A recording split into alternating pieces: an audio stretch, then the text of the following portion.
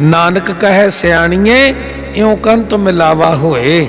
जे गुरु दी शरण विच पै के परमात्मा दी खेड नूं तू समझ लएगा ना, फिर तैनूं परमात्मा दा मिलाप होएगा। महाराज बख्शिश कर रहे ने, हों क्या सलाही किरम जंत वड्डी तेरी वडियाई।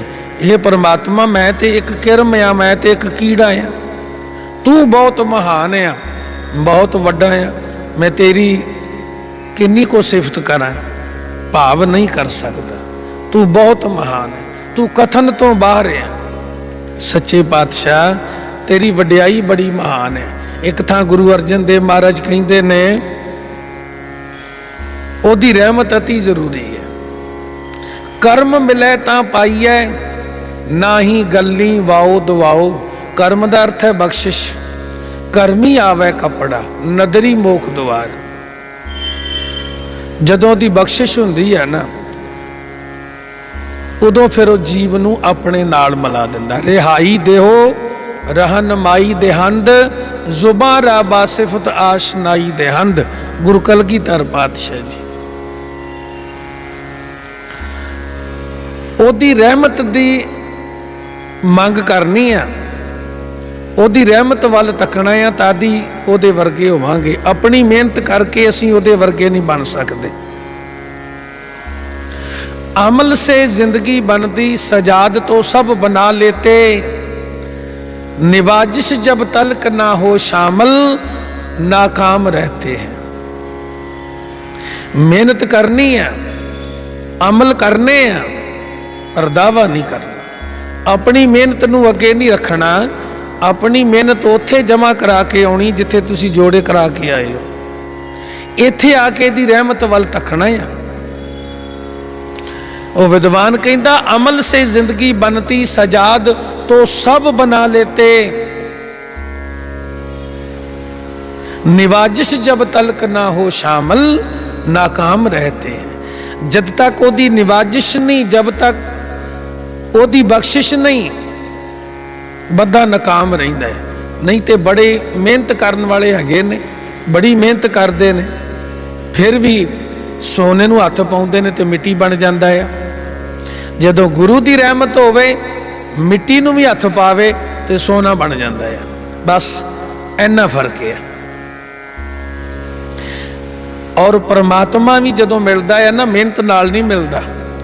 आशिकी से मिलेगा ए जाहिद, बंदगी से खुदा नहीं मिलता।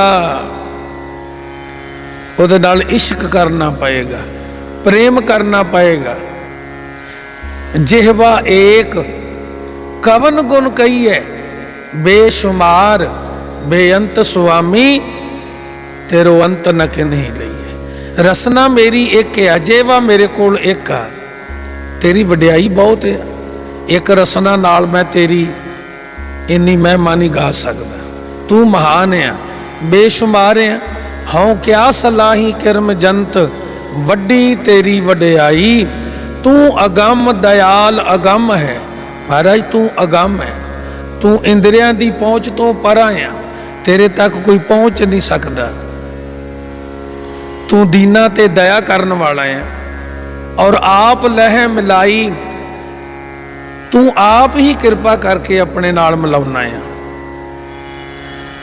बंदा अपनी मेहनत करके परमात्मा नाल नहीं मिलता, ओदी रहमत करके उहदे नाल मिलता है। ओदी रहमत अति जरूरी है।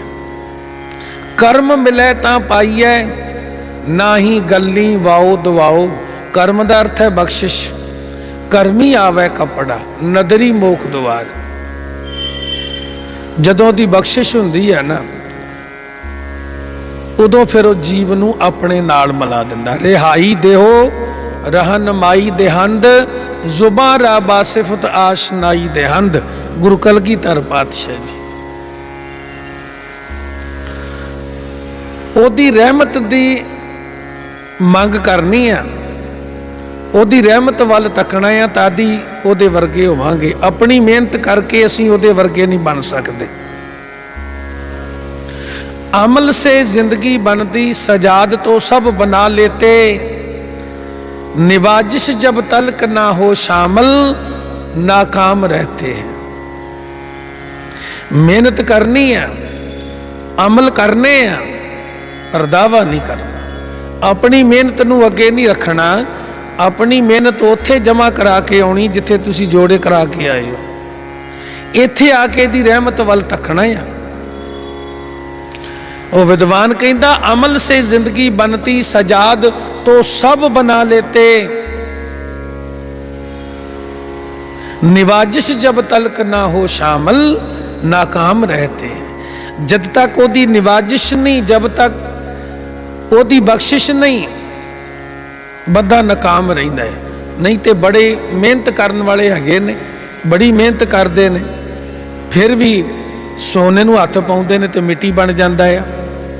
जदों गुरु की रहमत होवे मिट्टी नूं भी हत्थ पावे तो सोना बन जाता है। बस इन्ना फर्क है।